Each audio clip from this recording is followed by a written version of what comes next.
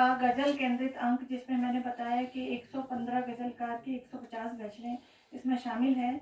उन्होंने बहुत ही समर्पित होकर, बहुत ही गंभीरतापूर्वक काम कर कर, बहुत ही रुक कर, ऐसा नहीं कि एक डेडलाइन आपने फिक्स की कि इस तारीख तक हमें निकाल देनी है, जितने गज़लकार मिल सके उसको हमने किया और बाकी जो रह गए वो रह गए। ऐसा उनकी कोशिश थी कि हिंदी गज़ल में काम करने वाले जितने भी लोग आज के समय में, उस समय में भारतवर्ष में हैं, उन सबको वो शामिल कर सकें। तो अब मैं सुश्री अस्मिता ठाकुर को मंच पे उन किताबों के साथ बुलाना चाहूँगी कि चुनी हुई सार्थक गज़लों का विमोचन कर सकें। अस्मिता।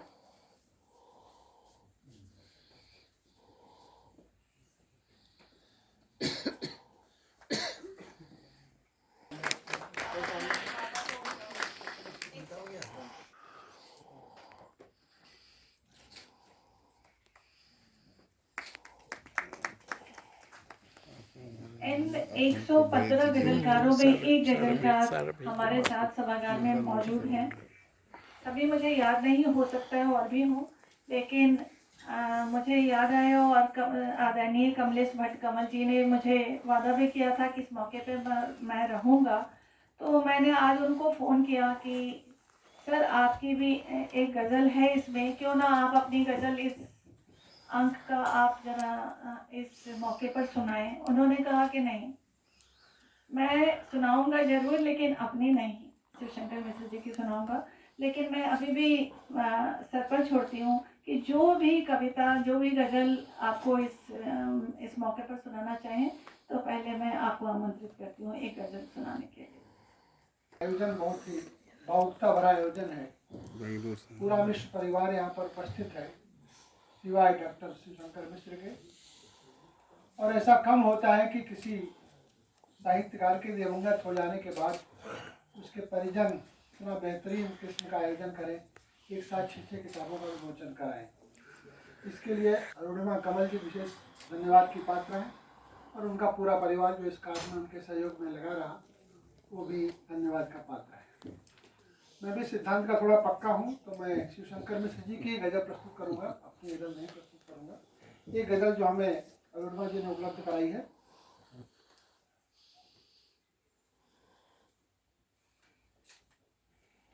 क्या तो हालत हो रही है क्या कहें, क्या तो हालत हो रही है क्या कहें, जैसी जो यह जिंदगी है क्या कहें। क्या तो हालत हो रही है क्या कहें, जैसी जो यह जिंदगी है क्या कहें। हम खटें मर जाएं लेकिन कुछ नहीं, हम खटें मर जाएं लेकिन कुछ नहीं। उन पे वो मस्ती चढ़ी है क्या कहें, उन पे वो मस्ती चढ़ी है क्या कहें। शर्म भी है आड़ भी पर्दा भी है, शर्म भी है आड़ भी पर्दा भी है, और जो बेपर्दगी है क्या कहें। शर्म भी है आड़ भी पर्दा भी है, और जो बेपर्दगी है क्या कहें। थर थराता कांपता दिल रह गया, थर थराता कांपता दिल रह गया। उनकी सूरत देख ली है क्या कहें, उनकी सूरत देख ली है क्या कहें। हम किसी के दिल में थे पहलू में थे, हम किसी के दिल में थे पहलू में थे। आग पहलू में लगी है क्या कहें, आग पहलू में लगी है क्या कहें। रात बीती दिन भी बीता और यह, रात बीती दिन भी बीता और यह रात दिन की बेकली है क्या कहें, रात दिन की बेकली है क्या कहें। ढूंढते हैं घर यहाँ से हम वहाँ, ढूंढते हैं घर यहाँ से हम वहाँ। दूर तक उनकी गली है क्या कहें, दूर तक उनकी गली है क्या कहें। दुश्मनों का घर है गोया ये कोई, दुश्मनों का घर है गोया ये कोई। ये जो थाना कचहरी है क्या कहें, ये जो थाना कचहरी है क्या कहें। और आखिरी शेर है, हम भी पैदा थे हुए वैसे ही पर, हम भी पैदा थे हुए वैसे ही पर। मिश्रा क्यों घी बंधी है क्या कहें, क्या तो हालत हो रही है क्या कहें। जैसी जो यह जिंदगी है क्या कहें। धन्यवाद। और अब हमारे, मैं चौथे वक्ता को आमंत्रित करूंगी, आदरणीय श्री राम कुमार कृषक। राम कुमार कृषक जी भी मेरे पिता डॉक्टर शिवशंकर मिश्र जी के बहुत ही अनन्य मित्र थे। और जैसा कि मैंने बताया, हम राम दिल्ली आने के बाद हम लोगों से मिलने की से जो खुशी होती है उससे ज़्यादा खुशी होती थी उनको शिवमंगल अंकल और कृषक अंकल से मिलकर। तो आते ही क्या कार्यक्रम बनाया जाए, कहाँ मिला जाए, कितनी सारी किताबें पांडुलिपियाँ वो लेकर आया करते थे कि इन दोनों के साथ चर्चा हुए बिना वो किताब पूरी नहीं हो सकती। तो मैं आदरणीय राम कुमार कृषक अंकल को बुलाना चाहूँगी, लेकिन उसके पहले मैं हर्षा से पुनः अनुरोध करूँगी कि हर्षा आए और एक संक्षिप्त परिचय।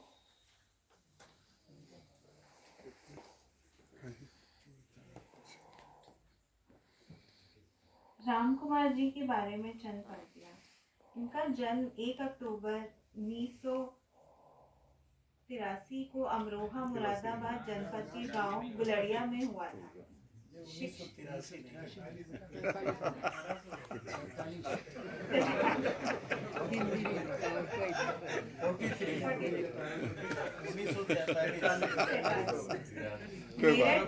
अच्छा है, नौजवान हो गया। मेरठ विश्वविद्यालय में एमए हिंदी, प्रयाग विश्वविद्यालय में साहित्य रत्न, प्रलेस और जलेस जैसे विभिन्न साहित्यिक सांस्कृतिक संगठनों में हिस्सेदारी रही है। जिसम की दिल्ली इकाई के संस्थापक सचिव, राष्ट्रीय कार्यकारिणी में भी रहे। राष्ट्रीय लघु पत्रिका समन्वय समिति के केंद्रीय सदस्यता भी इनको प्रभावित हुई।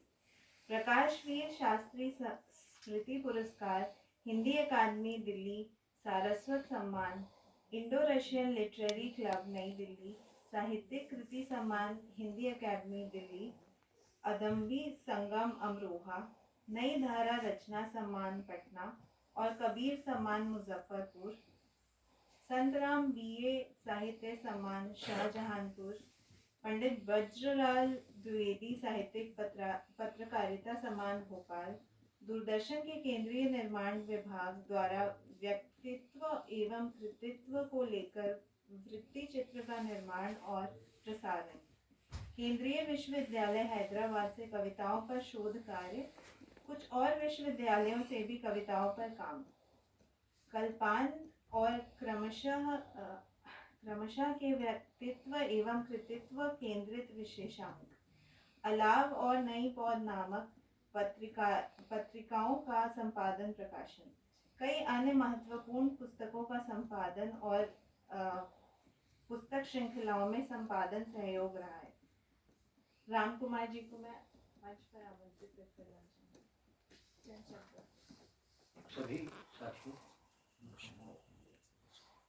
मंचस्थ साथियों को और बहुत आत्मीय हमारे जो यहाँ बैठे हैं, शिव शंकर जी के बारे में कहना तो बहुत कुछ हो सकता है, लेकिन कह नहीं पाऊंगा। उसके कुछ कारण हैं। वो भावनात्मक कारण नहीं है, वो मेरे जो स्वास्थ्यगत समस्याएं हैं उनके साथ जुड़ा हुआ एक हादसा है। इसलिए मैं बोलूँगा कम, पढ़ूँगा ज़्यादा, क्योंकि मैं पर्चा लिख कर लाया हूँ।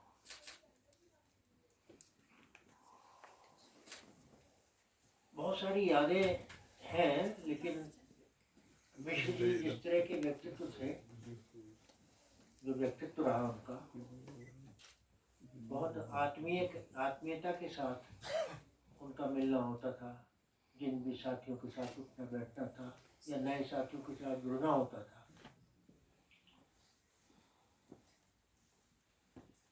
मनुष्य हो और रचनाकार हो,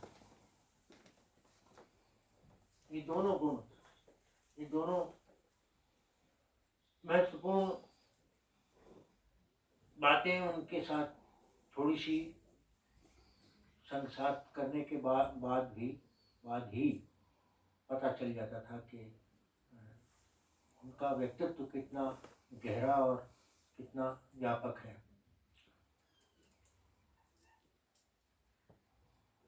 अभी जिस पत्रिका के बारे में बात हुई, उसमें मेरी तो गज़ल है ही, लेकिन एक बात आप ये देखिए कि अभी जैसे हमारे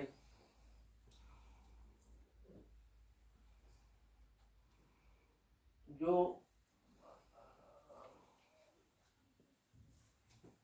कौन सा था पत्रिका का, हाँ पत्रिका नाम जो था सार्थक। सार्थक में सार्थक तो गज़लों का संकलन था, उसमें गज़लें मेरी भी थी गज़ल, वो दीगर बात है। लेकिन वो अध्येता जिस तरह से थे गज़लों के, उसका एक प्रमाण ये है कि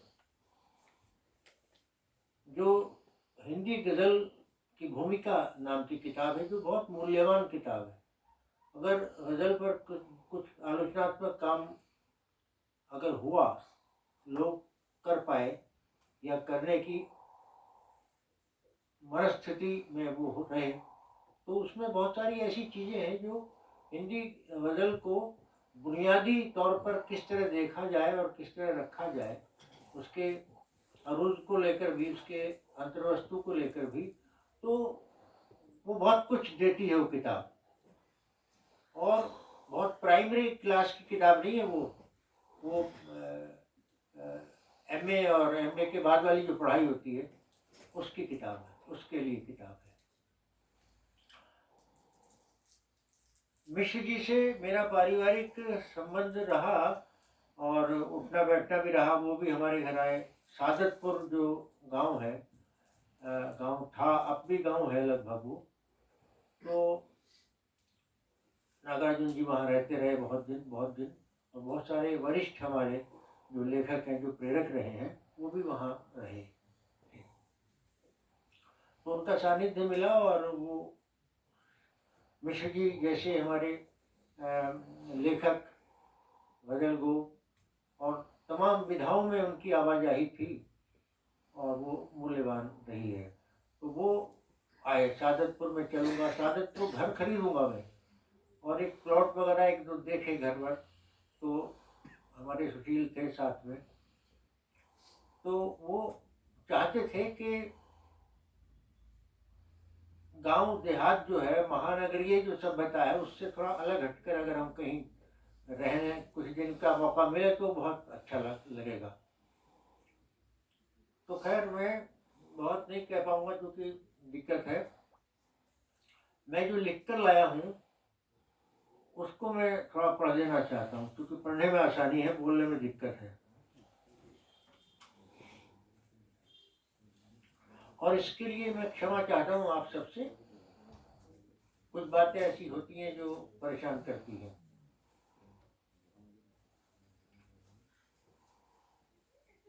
ये उनको लेकर ही मैंने लिखा था।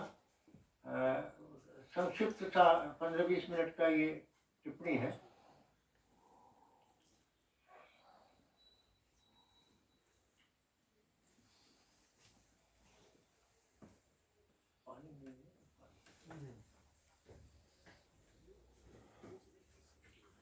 इसका शीर्षक मैंने दिया था, हजारों फिक्र में भी।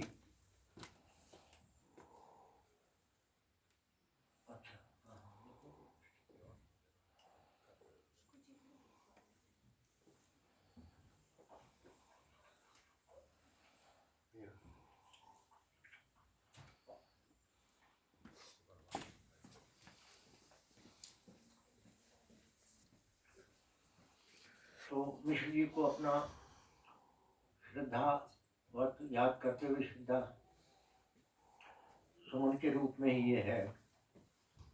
पहला लिखा गया था ये, उसको कुछ थोड़ा बहुत और मैंने बढ़ाया है।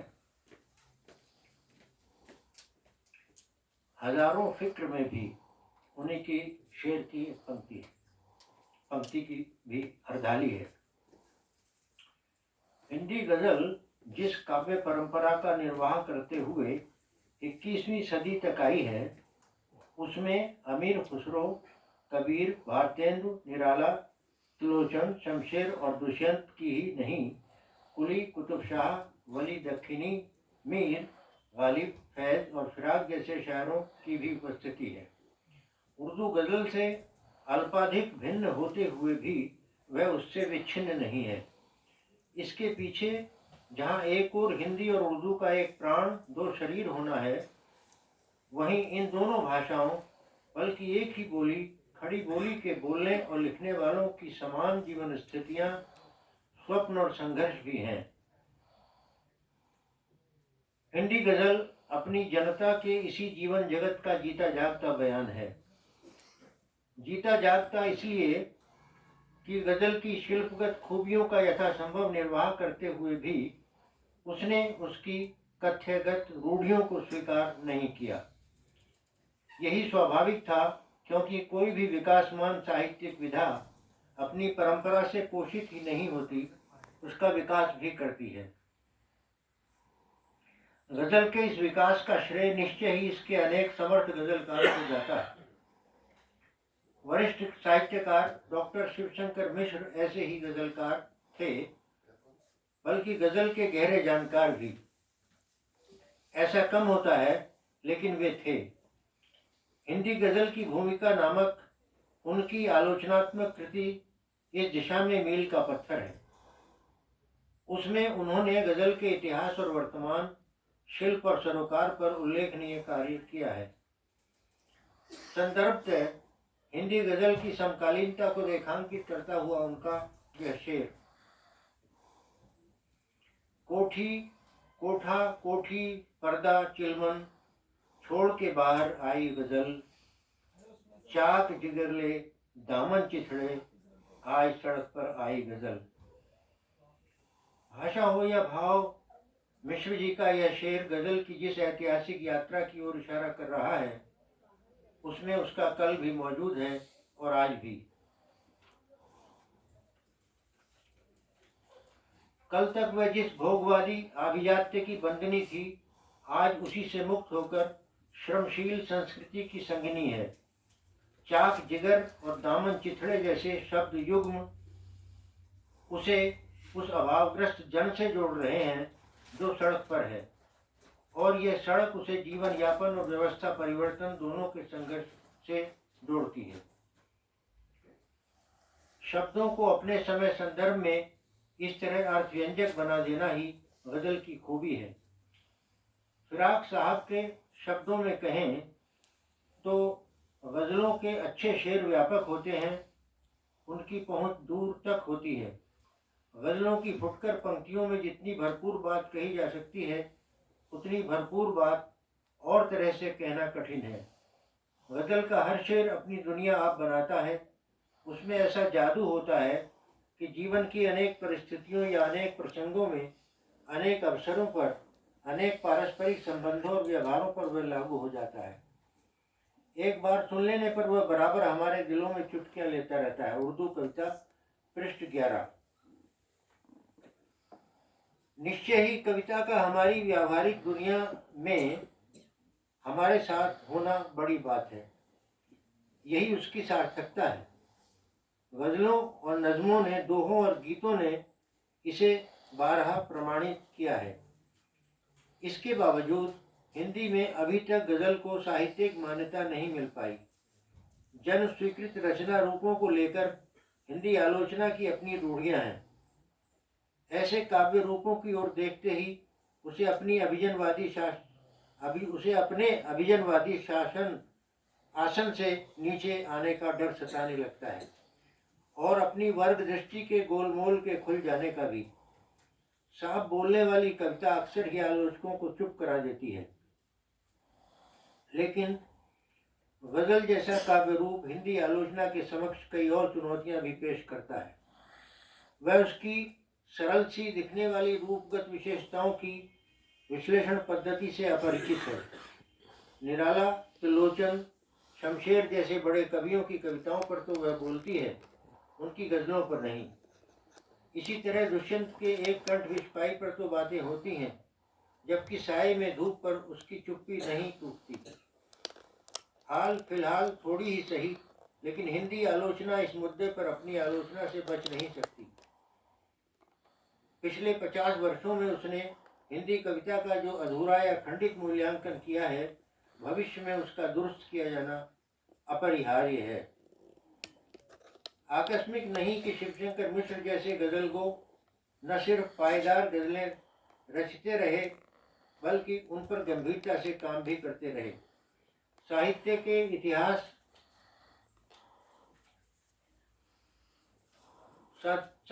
इतिहास में ऐसा अक्सर हुआ है जब रचनाकारों ने कुछ विशेष काव्य विधाओं या प्रवृत्तियों का स्वयं आलोचन विश्लेषण किया है। हिंदी में निराला और मुक्तिबोध इसके पुख्ता प्रमाण हैं। एक ने मुक्त छंद की पक्षधरता में कलम चलाई तो दूसरे ने प्रगतिशील जीवन मूल्यों के लिए नई कविता के आत्मसंघर्ष की हिमायत की। संदर्भ तय अलाव के आलोचना केंद्रित गजल विशेषांक में लिखते हुए मिश्र जी ने कहा था कि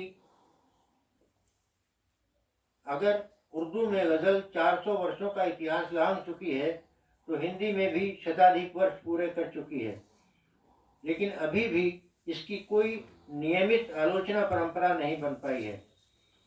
आज भी हिंदी में इसके दोस्तों के मुकाबले दुश्मनों की संख्या बहुत बड़ी है, जो बहुत ताकतवर भी हैं। स्वाभाविक है, गजल की सफलता का अधिकांश श्रेय इसके पाठकों को ही जाता है। किसी भी साहित्य विधा के लिए यह बहुत अच्छी स्थिति नहीं है, लेकिन एक बात की तसल्ली फिर भी है कि कम से कम पाठकों के यहाँ आलोचना के औजारों का अंतर्कलह नहीं होता।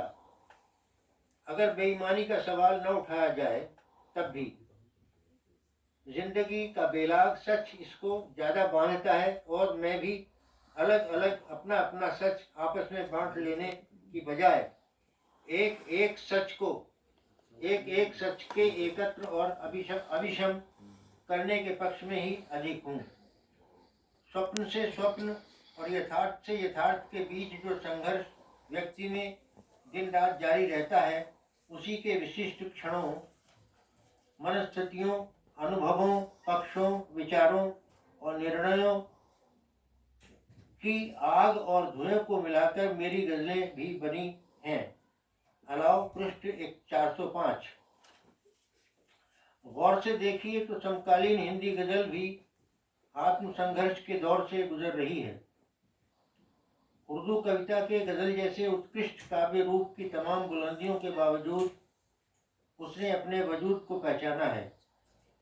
एक ओर उसने हिंदुस्तानी तहजीब को आगे बढ़ाते हुए अपनी अंतर्वस्तु का विस्तार किया है, तो दूसरी ओर शिल्पगत बारीकियों को भी साधा है। उसके मिसरों में जरूरी पूर्णता और संतुलन है और तथ्य में हमारे संवेदन को स्पर्श करने की क्षमता। सामाजिक यथार्थ और मनुष्य की बेचैनियां जैसे उसमें एक मेघ और एक रंग हैं। शिवशंकर जी की गजलें इस नाते खास तौर पर रेखांकित की जा सकती हैं। उनमें शायर के जिन अनुभवों का उद्घाटन हुआ है वे हमें बहुत गहरे जाकर झकझोरते हैं और कई बार गुमसुम भी कर जाते हैं। 3-4 शेर हैं उनके। और पुख्ता और ऊंची रात दिन होती गई, तोड़ने को तोड़ते ही यूं रहे दीवार हम। और पुख्ता और ऊंची रात दिन होती गई, तोड़ने को तोड़ते ही यूं रहे दीवार हम।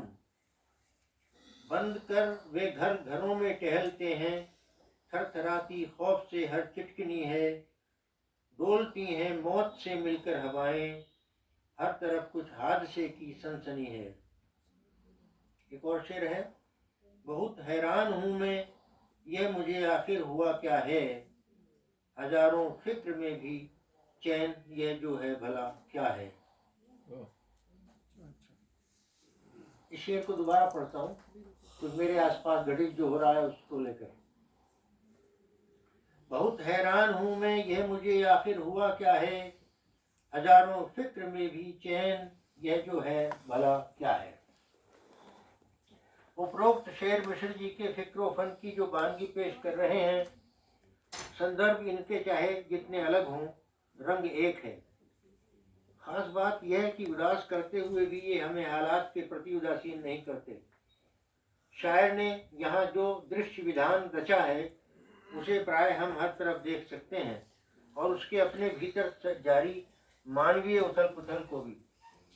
वह अगर हैरान है तो सिर्फ अपने ही चैन और सुकून को लेकर, रात दिन पुख्ता और ऊंची होती दीवारें, बंद घरों में खौफ से थरथराते टहलते लोग, हर तरफ हादसों की सनसनी, और इस सब के बावजूद हमारा चैन और आराम। जाहिर है ये हमारे ही समय की विडंबना है, और ऐसे ही तमाम बाहरी भीतरी हादसों को चिन्हित करना गजल की जिम्मेदारी है। चाहे तो उपरोक्त शेरों के सहारे शिवशंकर जी की भाषाई संस्कृति पर भी कुछ बात की जा सकती है। गजल का पहला ताल्लुक जिंदगी से है, और अच्छी गजलें सिर्फ लोगों की जुबान में बोलती हैं, उर्दू या हिंदी में नहीं। यहाँ न तो हम पुख्ता को सुदृढ़ कर सकते हैं और न मौत को मृत्यु में बदल सकते हैं। दूसरे, इन शेरों में मौजूद क्रियापद कथ्यगत विडंबना को जिस कदर गहराते हैं, यह भी अच्छी गजलों की ही खासियत है। यथार्थ के खुरदरेपन को कल्पनाशील बिंबों और मुहावरों में ढालकर स्वयं से और औरों से संवाद करना गजल की अपनी आंतरिक जरूरत है। अच्छे शायर इसे हमेशा से पहचानते रहे हैं और आज भी पहचान रहे हैं। शिवशंकर मिश्र की गजलें शायर और शायरी की इसी पहचान को और गहराने वाली हैं, इसमें संदेह नहीं। बुलंद आदमी थे मिश्र जी, सहज सरल लेकिन विद्वान। सिर्फ विद्वान होते तो शायर न होते, और शायर न होते तो मैं शायद ही उनसे जुड़ता। ऐसी चुंबकीय शक्ति ऐसी दुर्बल काया में कम मिलती है, और जीवट रोगों से लड़ते हुए तमाम मूल्यवान बचने का जीवट। अंग्रेजी, हिंदी, उर्दू सब पर समान अधिकार। धन्यवाद और क्षमा प्रार्थना के साथ धन्यवाद कर रहा हूँ। मैंने कहा था कि मैं कुछ बोल नहीं पाऊँगा, और पटना जी से ये बात हुई थी। मैं का पुरानी एक टिप्पणी है मेरे पास, उसमें कुछ जोड़ के बैठा के मिल जाऊँगा। उन्होंने कहा कि नहीं, आपको आना जरूर है, गैराजियत नहीं होना है, जैसे भी आप आइए। तो मैं जैसा भी हूँ वैसा आया आपके सामने, और ये टिप्पणी मैंने पढ़ी है।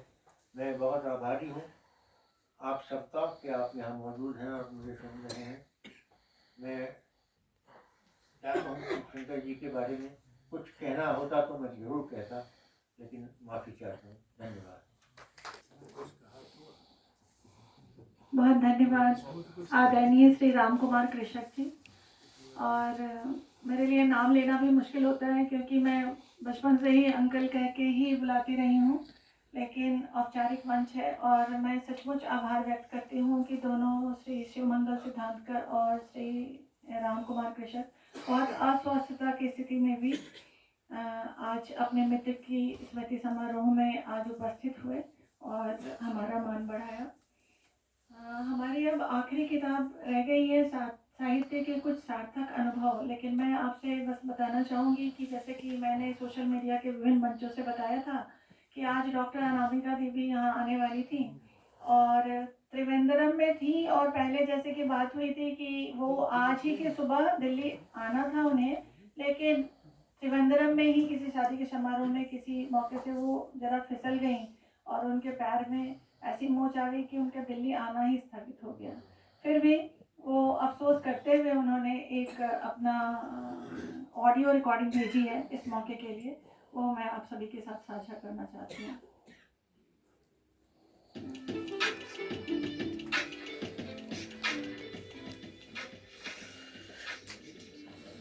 नमस्ते दोस्तों, आज का दिन बहुत सुहावना हो सकता था।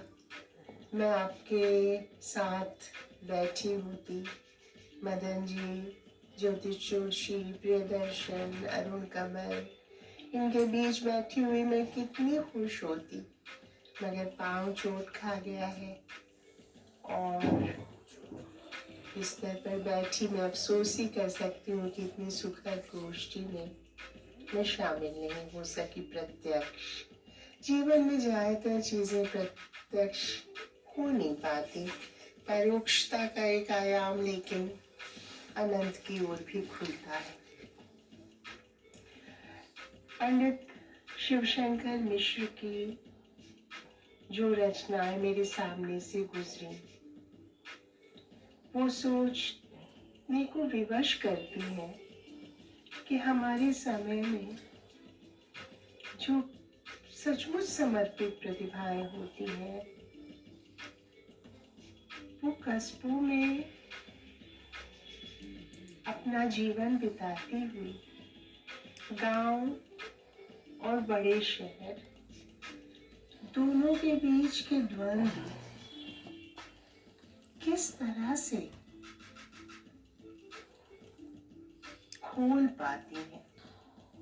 मुझे हमेशा से लगता रहा है कि जो भूमिका मध्यम वर्ग की रही है वर्ग वैषम्य मिटाने में, गरीबी और अमीरी के बीच झूलता हुआ मध्य वर्ग दोनों के बीच दोस्ती कराने का एक सजग माध्यम जैसे हो सकता है, गांव और शहर के बीच दोस्ती कराने का वैसा ही सजग माध्यम कस्बा हो सकता है। कस्बे का आदमी दोनों तरह के दंश जानता है, तो मैं कस्बे में ही जीवन बिता गए ऐसे कई विद्वानों और रचनाकारों को करीब से जानती हूँ, क्योंकि खुद भी मैं कस्बे में रही, मेरे पिता कस्बे में रहे, उनके सारे मित्र कस्बों में रहे, और कस्बों में रहते हुए एक हाइफन की तरह वो दोनों तरह की संवेदनाओं से आंखें मिलाते रहे। पंडित शिवशंकर मिश्र की कविताएं पढ़ते हुए मुझे याद आया वो ज़माना जब मैं अपनी किताब लिख रही थी, प्रगतिशील कविता का वानप्रस्थ। इस शीर्षक से मेरी पुस्तक अभी स्वराज प्रकाशन से आने वाली है। ये पुस्तक लिखते हुए प्रगतिशील कवियों को बार बार पढ़ा, उर्दू और हिंदी दोनों के प्रगतिशील कवियों को, जो इफ्ता आंदोलन से जुड़े थे या दूसरे प्रगतिशील संस्थानों से। और इनमें एक बात अनूठी पाई कि प्रायः सब ने छोटी बच्चियों का बहुत प्रखर रूप चित्रित किया।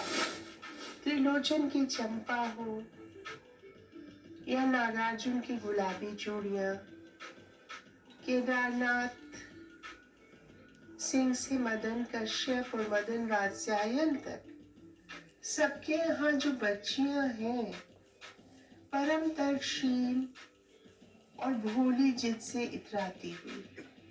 फैज तो अपनी बिटिया के बारे में लिखते हैं, एक मुनीजा हमारी बेटी है, एक वही है हमारी डिक्टेटर।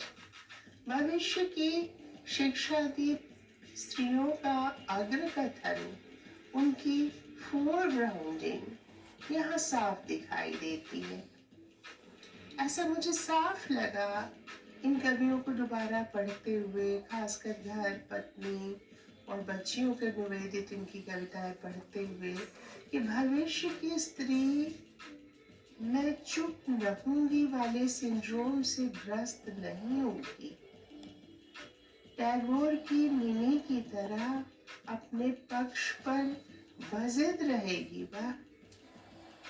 ऐसी एक कल्पना सभी प्रगतिशीलों ने की थी, चाहे वो नागार्जुन की तरह दरबदर रहे हो या फिर केदारनाथ अग्रवाल की तरह घर में पाँव जमाकर।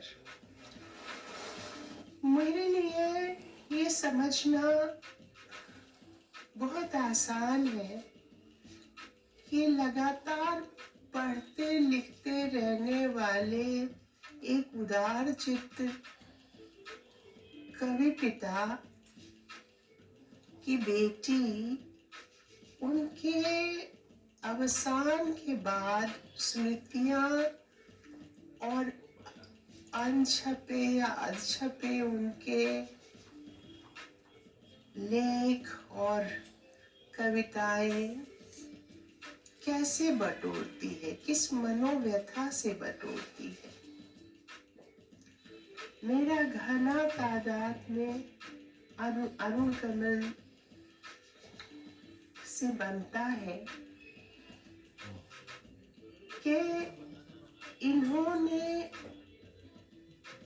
उसी तरह की पीड़ा झेली है अपने पिता के पन्ने समेटते हुए और स्मृतियां समेटते हुए, जिन्होंने तमाम लोगों पे लिखा। एक ऐसे पिता की स्मृतियां जिन्होंने तमाम लोगों पे लिखा और रंगमंच पर जिनकी कविताएं, मंच पर जिनकी कविताएं बहुत बहुत लोकप्रिय हुई, पर छपने के प्रश्न पर, चूंकि वो कस्बों में रहे थे और आसपास के लोगों के बीच वैसे ही बहुत प्यार पा चुके थे, ऐसे कवि जो शिवशंकर मिश्र या मेरे पिता श्यामनंदन किशोर जैसे रहे, जो छंद में लिखते रहे और छंदेतर भी, उन्होंने कभी प्रकाशकों के बारे में उतना सोचा नहीं कि उनकी कविताएं प्रकाशकों के, बड़े प्रकाशकों के यहाँ से छपे। जो सामने मिल गया, जो आया मांग में, दुनिया में हर चीज उनको उठा के दी और अपनी पांडुलिपियां भी। ऐसे पिता की बेटी होना क्या होता है, ये मैं अच्छी तरह समझती हूँ।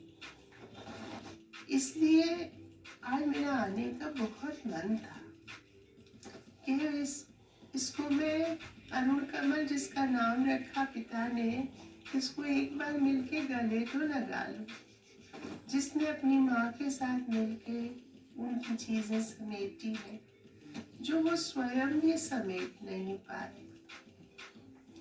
उनकी आंखों का जो प्रकाश धीरे धीरे मिल्टन की आंखों के प्रकाश की तरह तिरोहित हो गया, वो दरअसल उनकी बेटी अरुण कमल के रूप में अभी भी पचकियां फेंक रहा है और हमेशा फेंकता रहेगा, क्योंकि उनकी आंख का ये जो तारा थी, उसको पता था कि उनके जीवन में प्रकाश का स्रोत क्या है, कैसे अपनी पत्नी, अपनी बच्ची, अपने आसपास के मित्र मंडली को प्यार करते करते पूरी दुनिया का प्यार उनके दिल में समा गया है।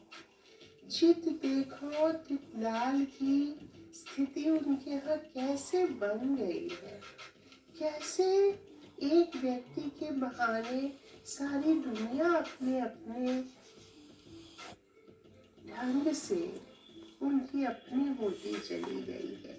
ये जो विकास यात्रा है ना, अयम से वयम तक की, इसका बहुत सुंदर साक्ष्य इनके लेखन में, शिवशंकर जी के लेखन में मुझे मिला।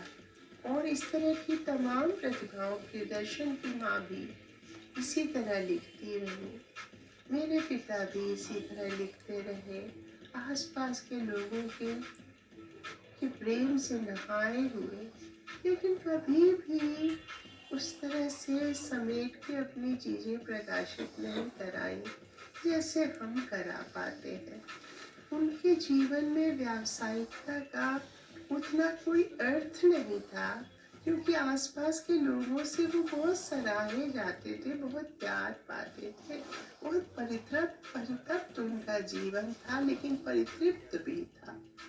ये दोनों बातें मुझे बहुत तरह की खिड़कियां खोलने में मदद करती है कि अपने आसन्न जीवन, पारिवारिक जीवन की तृप्ति और अपने सामाजिक जीवन की विसंगतियां, दोनों के बीच आवाजाही करते हुए ये जो बड़े कवि थे, इन्होंने पर्सनल पॉलिटिकल के बीच का पदानुक्रम भी उसी तरह तोड़ा जिस तरह से वो वर्गों, वर्णों, स्थानिकताओं,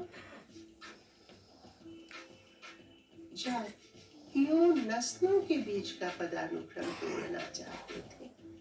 तो इनकी गजलें पढ़ते हुए खासकर मुझे ये लगा कि दो लोगों का अकेलापन आपस में बतिया रहा है और दुनिया ढूंढा लगाए हुए सुन रही है उनके आपस की बात। जन संस्कृति के विकास में इस तरह की कविताओं का बहुत योगदान रहा है, जो छंद और छंदेतर के बीच आवाजाही करती रही है।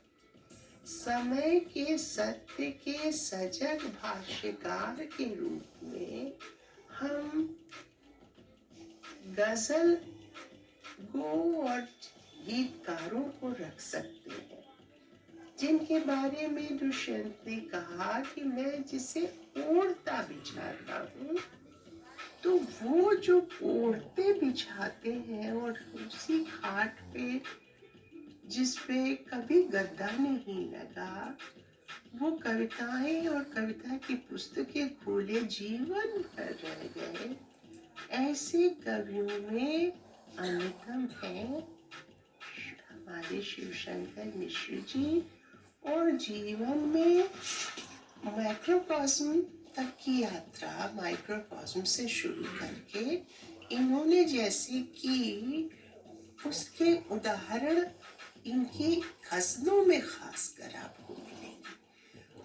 और ये कविताएं ऐसी हैं जो मंच की श्रेष्ठ कविताओं की तरह तत्काल ही हृदय का पट खोल देती हैं। उसे जो मार्मिकता कहते हैं जिसे, वो इनकी कविताओं में सहज ढंग से बाँझों की तरह खिल जाता है। मैं कुछ उदाहरण पढ़कर सुनाना चाहती हूँ और उसके बाद मैं आप लोगों से अनुरोध करना चाहती हूँ कि ऐसे तमाम कवियों का एक संवेद संकलन हम बनाएं, जो जिन जीवन भर छोटे शहरों में प्रचार तंत्र से दूर रहे, लेकिन उन्होंने छंद और छंदेतर के बीच एक बहुत सुंदर विराट दुनिया रची। इप्टा के कवियों की दुनिया, छायावादोत्तर कवियों की दुनिया, गीतकारों की दुनिया और गजलकारों की दुनिया, जिन्हें जनता ने, जन संस्कृति ने तो बहुत सराहा, लेकिन जिनका कैननाइजेशन अभी तक नहीं हुआ है। तो इसी उम्मीद के साथ मैं ये अपना ऑडियो आपको भेजती हूँ, और उसके बाद जो गज़लें मुझे विशेष तौर पर अच्छी लगी उनका पाठ अगले खंड में।